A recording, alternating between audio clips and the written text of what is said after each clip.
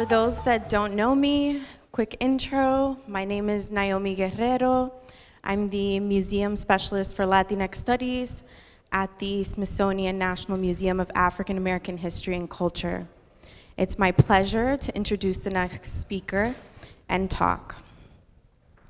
So I will read the abstract to provide us some context and then invite her up here to join me. So the title of this talk is Dominican Blackness Behind the Ear? The Impact of Museum Formation in the Contemporary Dominican Museum's Practices. And the talk will be given by Patricia Encarnación, an academic, an artivist, and independent scholar. Caribbean museography reflects the imposition of the global North's cultural canon onto the global South, influenced by colonial legacies, conservative ideologies, and resource limitations. This study navigates how museum formation shapes Caribbean curatorial practices, particularly the misrepresentation of Indigenous and African heritage. Drawing on Wayne Mott's theory of Caribbean knowledge production and Eilean Hooper-Greenhill's ideas on museums as knowledge sharpeners, the research contrasts the extraction of Indigenous culture with the neglect of Afro-Caribbean heritage. This research challenges prevailing museum colonial practices, emphasizing that decolonization is not merely symbolic. It focuses on 3 museums: the Museum of Modern Art, the Museum of the Dominican Man, and the Eduardo León Jiménez Cultural Center, and revisits historian Danilo de los Santos' work. Beyond academia, this research is a call to action, aiming to foster discourse on inclusive museum practices and contributes to redefining Caribbean, specifically Dominican, identity through a nuanced understanding of African heritage. Patricia, please join me.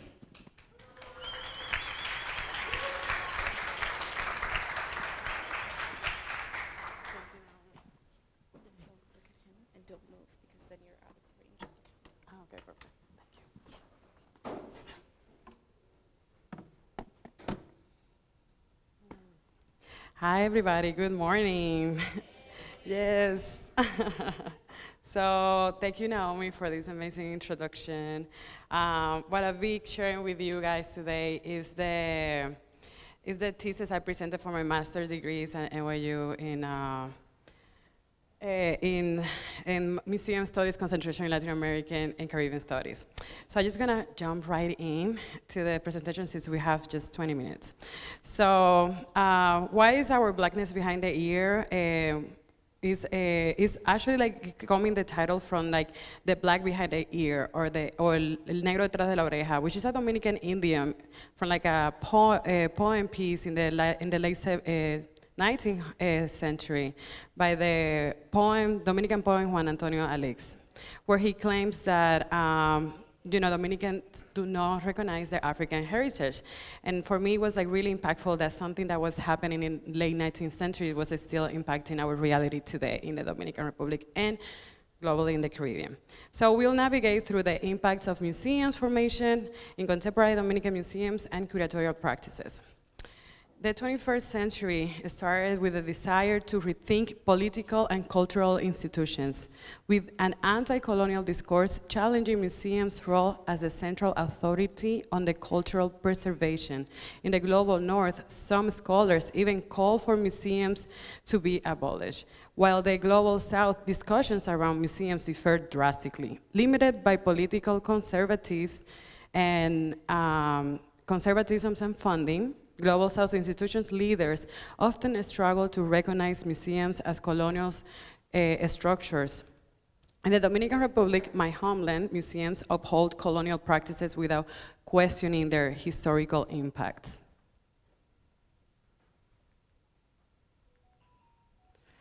So a telling example in the retrogrades we saw in how in the Museum of Modern Art selected artworks for the 2013 Dominican National Biennial compared to the 2021.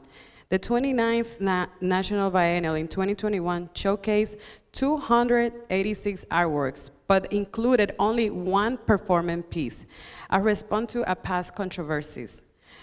8 years before, in 2013, the artist Joy Minaya, the one we see right here in the presentation, performance piece won the first prize at the biennial, sparking backlash from conservative artistic groups like Dominican College of Plastic Artists, la CODAP, who questioned her work's legitimacy based on her age and medium.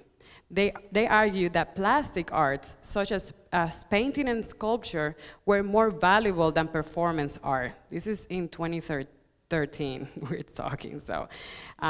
This backlash has since influenced the Museums of Modern Art selections of artwork based on their media, creating a traditionalist division between visual and plastic art, revealing the deep-rooted conservatism that limits contemporary artistic developments in the country. The Dominican Republic's cultural institutions suffer from both infrastructural neglect and ethnographic gaps. Historical documentation largely reflects elite white perspective, diminishing awareness of Afro-Caribbean and Indigenous heritage, particularly within the Dominican elite who have whitewashed the nation's history. Consequently, museums' representation of Black heritage is virtually non-existent, and Indigenous identity is completely skewed, masked by the gaze of foreign anthropologists. These institutions blindly mimic global North museums' blueprints, but limited resources hinder them from reaching those standards. This talk that I'm presenting here today will argue that the Caribbean, specifically looking into Dominican Blackness, is not behind the ear, but is in our forehead, exploring that the wise Black representation remains absent to these spaces. So the question I'm posting here today is like, should Caribbean museums and cultural institutions continue working towards the Western museums criteria and achieve their standards, or skip this process and gather to formulate anti-colonial strategies and create a definition of museum that fulfill the nation's region's social-cultural needs? Okay, so what we will be unpacking specifically here is these specific points. Origins of systematic racism museums, unpacking conservatism, results of this, and the results of these trajectories. Well, time is flying.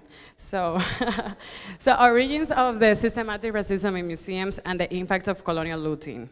Museums have historically reputation of silencing achievements of global majority cultures and looting other cultures through frameworks that upheld Western civilization, while simultaneously using discriminatory languages, exploiting bodies, and engaging in colonial plunder. It is essential to recognize that these power dynamics are rooted in construction theory of the higher forms of culture. For the past 500 years, Western civilization have promoted this idea, setting the foundation for the worldwide that shapes how we perceive and navigate society today. So, as Tony Bennett explains, museums initially taxonomics, tools to establish colonialist social hierarchies and mold knowledge. These knowledge-shaping practices, which began as similarly straightforward methods of classification and taxonomy, snowballed into a system of knowledge displayed in museum halls. As Eilean Hooper-Greenhill explains, taxonomies concerning museums as rudimentary filters that arbitrarily canalize what is and what is not collection material. There is no high culture without low culture. So the otherness, museums rendering race, First Nations people and Black Africans were first introduced into museums not as guests, but as subjects studied and displayed for the entertainment of Western societies. Their cultural artifacts, and even their own bodies were exhibited as curiosities. The roots of museums collecting practices can arguably be tracked back to like Christopher Columbus' first expedition, when he seized artifacts from the native Arawaks of Haiti, now Haiti and Dominican Republic, and brought some of this native back to Spain. I'm just trying to skip a few things. The colonial perspectives of otherness framed these lives as objects, initiating a narrative of primitivism and categorized these groups as subhuman and their cultures as low, in contrast to European high culture. These distinctions has endured, echoing racist and colonial attitudes that linger in museums' collections today. In his 2012 article, "We Had Always Been Modern," Jamaican scholar Wayne Modest discussed how early colonial collecting practices cast the Caribbean as culturally incapable. But by the 17th century, the Caribbean indigenous population have largely disappeared, not completely, but largely, due to the centuries of forced labor. Collectors romanticize these laws, creating the idea of the noble savage to describe the Caribbean's First Nation people, a view that persists in the region portrayal as the paradise of the good native. This narrative framed the Caribbean as a region fixed in the path of culturally unworthiness, erasing its capacity for new cultural creation. As Modest points out, early collections in the Caribbean focus on natural history of artifacts from extinct Arawaks people, leaving African-descended people in the liminal space that fit neither anthropology nor Caribbean history.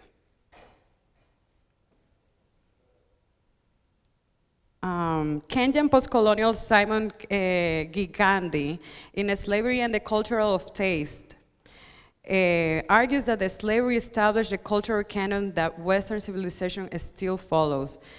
Slavery served African people from the history, while indigenous populations were forced to adopt European norms. Gikandi illustrates how Black bodies portrayed in colonial art symbolize wealth and fetishized assets. By the late 17th century, the inclusion of enslaved individuals in portraits had become a commonplace, signifying wealth and prestige while reducing the Black body to the mere decor. Museums, through their archives and collections, have often failed to dismantle this cultural myth about Black, Indigenous, and other people of color. This failure, as René Depestre suggests, blocks the decolonization of our consciousness, reinforcing racial hierarchies and perpetuating the notions of otherness. So we're gonna be looking into unpacking a little bit of Dominican conservatism, which is a hard one in 20 minutes, but we'll do it. The Caribbean has long been a site of cultural experimentation, starting from moment of Christopher Columbus arriving to Haiti, Quisqueya, Bohío, my homeland. In the 16th century, art served conservative purposes, focusing on religions and noble subjects. In the 21st century, the interpretation of art remains deeply rooted in Eurocentric norms, with Western standards will shaping how art is presented and consumed. So I'll be diving a little bit on the first cathedral in Villa Yala and its legacy of collective memory. In the 16th century, the artistic movement in Europe established taxonomies that would shape how history configure archives and create enduring mnemonic devices. While Europe was shaping its artistic expression, colonization spread across the Atlantic. The first artworks brought to the New World adorned the first cathedral in the American continent, built on Haiti. Here began a process of cultural displacement and construction, deconstruction that persists in Dominican collective memory. The city of Santo Domingo, which was founded in 1496 in the Cacicazgo chiefdom of Managua, was one of the most powerful chiefdoms in the island. El cacique, or chief, Caonabo, the first to show resistance against the Spaniards in 1943, was eventually murdered to accomplish their siege the land. According to the Historia de las Casas, Higüey was ruled by a female chief named Iguanamá, a widow of Cotubanaba, who was assassinated during Higüey massacre of 1504 under the commander of governors Obando. This massacre significantly benefits the colonizers in Santo Domingo since it allows to take over the Cacicazgo. So by the same year, the importation of slaves, oh wow, espérense, que 2 minutes, uf. Bueno, pues, this whole session is basically looking into how the processes of the construction of the cathedral became as the form of really rendering how we consume and see art in the Dominican Republic. And we're talking about 1514. So where the first art pieces were arrived there. But right under the cathedral, what there was there, it was a political space for First Nation people in the island to congregate and actually create the political policies. So it was not a coincidence that the cathedral was built in the place that it was. So I'm just gonna jump to the future real quick, real quick. So, and then talking about how we can cure or curate Dominican modern art. So we're skipping a lot actually, but in the end, it's just we see I have just showcased how throughout the colonial processes and interchanges of art and culture between the colony and the colonizers just form our collective memory of how we perceive and see art today. Kind of reflecting and creating a self-hatred or self-doubting ourselves of our capability to actually create knowledge and culture. So in going forward to 2015, the absence of cultural, educational, and biennial programs left Dominican artists build their own platform to support the systems. So I'm here just showcasing a little bit of the foundation of the Museum of Modern Art, that is the only public art museum in the Dominican Republic. And then through a process of neglection and not be presence for the Dominican contemporary art, the Dominican artists have seen themselves being forced to create other platforms to maintain and create and redefine what art looks like for us today.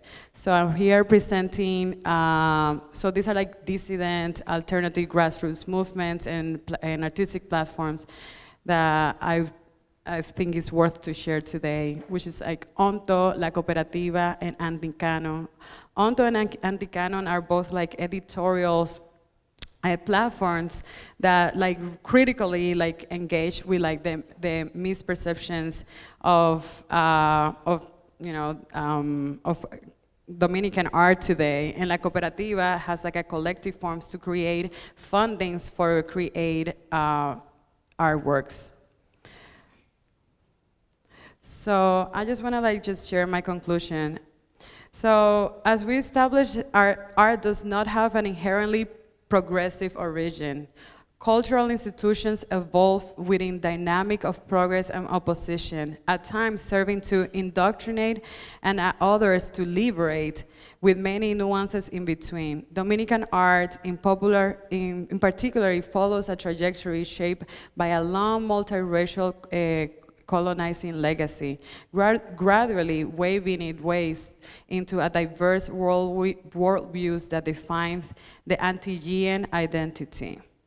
The curator Ariel Aisha Osuli, in her book Potential History on Learning Imperialism, dissects this colonial system embedded in our societies and calls for unlearning the imperialism. I just want to show, just leave with this image real quick, just engraved in your minds. I will conclude by sharing an image of a piece created on the island of Haiti, today's Dominican Republic and Haiti, in the early 16th century. This exquisite sculpture combines African rhinoceros horn and European glass bead, a fusion of material of artistic practice. And then it's a semi, that it was just like a sculptural form for First Nation people in the island to create and celebrate their religion's cosmovisions. So for the first time, this piece instills a sense of hope in me. It allows me to envision a post-colonial world, which I believe we still haven't achieved yet, and I like what I see here. As Ariel Aisha Osuli states, part of the learning is to reject the biased history imposed on the Caribbean, a region of Black, brown, and Indigenous heritage whose history has often been relegated out of the shadows. This is a call to inspire the Caribbean to seek new narratives, sources, and expressions to create outside of the bounds of imperialist frameworks. Well, thank you so much, everybody. Yeah.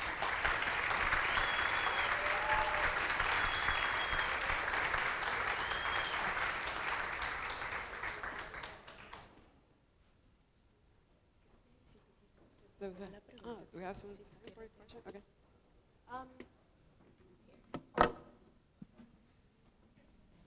That was so amazing and insightful. I would like to open up the floor if there are, no? Not one? One. I was like, you can't, okay. One question. We got time for one question. And I'm just gonna go to the first hand I saw. Is your dissertation available online? Is there a way that we can read it since we didn't get to see the whole presentation? Is your dissertation available online? It's not currently available, but I can definitely share this extremely summarized version that I created for the presentation today. So please, reach out. Thank you, everybody, again. I hope the past and the future that I presented today make an impact on all of us and how we witness Caribbean museums today and for the future. Yes, thank you.